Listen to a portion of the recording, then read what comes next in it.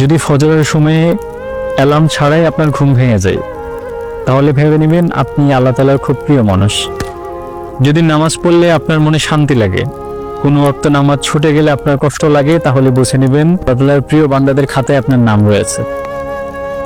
যদি অন্যের হক জুলুম করে মেরে দেওয়ার পর আপনার মন খারাপ হয়, তার কাছে আবার ক্ষমা চান, তাহলে ভেবে নেবেন যে আপনি সিরাতুল মুস্তাকিমের উপরে আছেন।